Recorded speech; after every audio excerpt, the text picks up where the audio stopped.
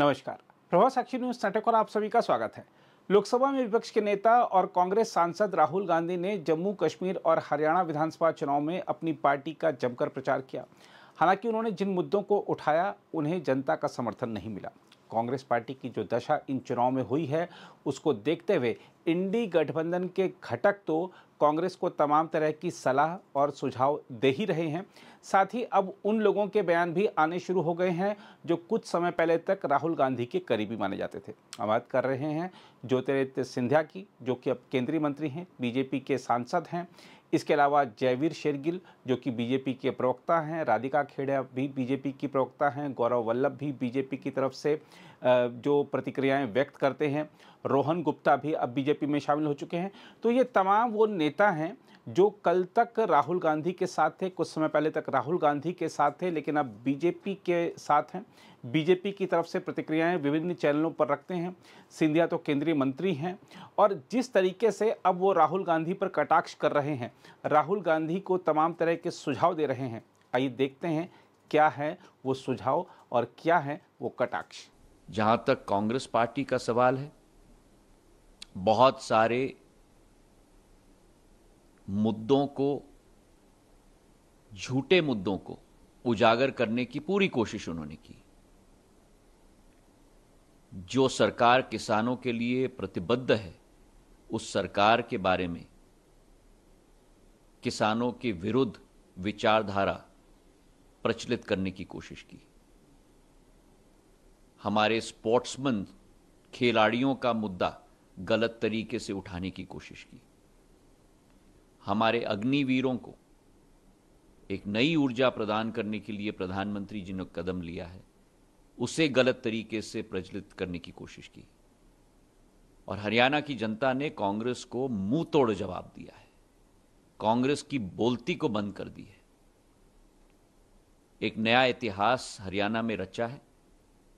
हमारे आरक्षित सीटों में भी करीब करीब 500 गुना वृद्धि हुई है। आज 50% आरक्षित सीटों में भी भाजपा का परचम जनता ने लहराया है। और यह स्पष्ट उत्तर है राहुल गांधी जी को, जिन्होंने कहा था विदेशी माटी पर कि अगर कांग्रेस सरकार में आएगी तो आरक्षण समाप्त करेगी। बाबा साहब अंबेडकर की स्मृति को कलंकित करने की कोशिश राहुल गांधी जी की और कांग्रेस पार्टी की रही है।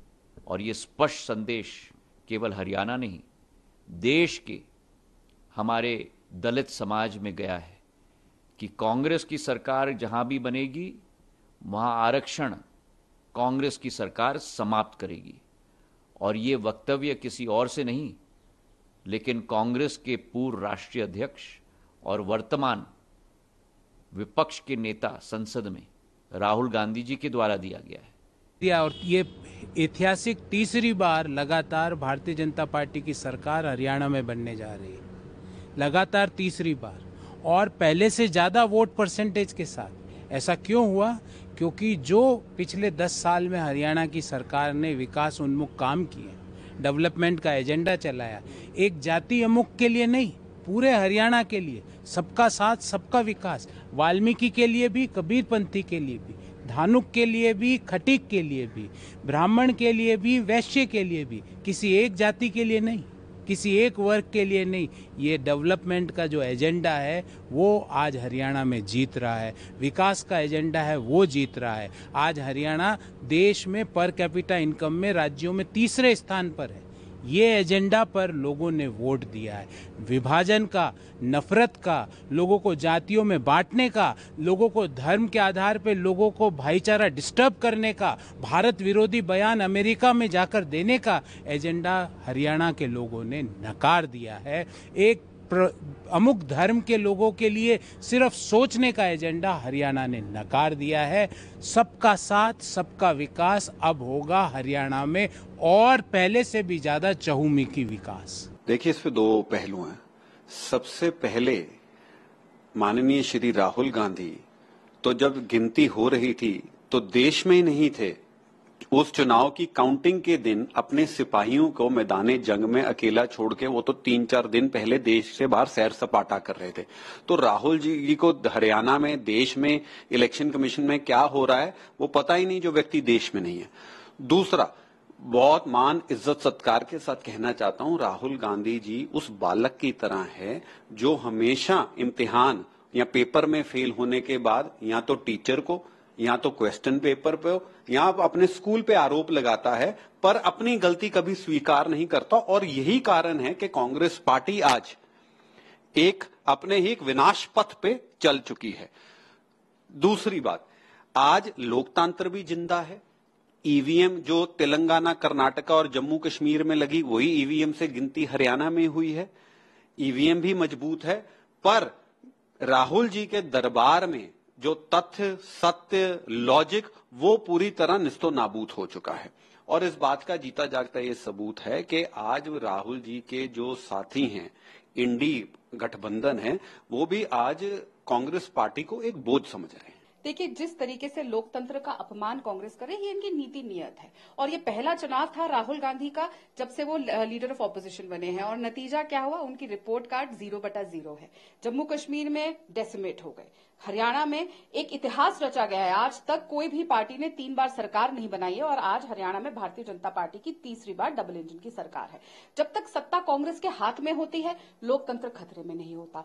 जैसे ही उनकी खोखली, मैं फिर दोहराऊंगी, जैसे ही उनकी खोखली नेतृत्व हारता है तो वो लोकतंत्र की हार हो जाती है। कांग्रेस पार्टी को शर्म आनी चाहिए कि देश के लोकतंत्र को लगातार ये गाली देते हैं और देश की जनता को ये लगातार अपमानित करते हैं, उनके मत को स्वीकार नहीं करके।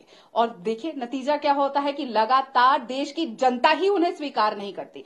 तो उनकी इच्छा है वो स्वीकार करे ना करे, लेकिन एक फैक्ट जो हमेशा रहेगा, राहुल गांधी का रैपिंग पेपर जितनी बार बदल दो, बो लगा दो, रिबन लगा दो, लेकिन देश की जनता उन्हें बार बार रिजेक्ट करती आ रही है और करती रहेगी। देखिए, 4 मुद्दे, जातिवाद, परिवारवाद, भ्रष्टाचार और जंगल राज। मैं पूरे चुनाव को अगर समराइज करूंगा तो 4 मुद्दे थे। भ्रष्टाचार का ऐसा कोई मामला, बड़ा मामला 10 साल में जनता को नहीं दिखा। जातिवाद की बात करें, जनता थक चुकी थी जाट नॉन जाट इन चीजों से। परिवारवाद, बाप बेटे की बात चल रही थी, और जंगल राज जो मिर्ची कांड हुआ, गोहाना कांड। अगर आप भी लेना चाहते हैं देश दुनिया की तमाम जानकारी, तो आज ही सब्सक्राइब करें हमारे चैनल को। साथ ही नीचे दिए बेल आइकन को जरूर दबाएं ताकि हर अपडेट आप तक पहुंच सके।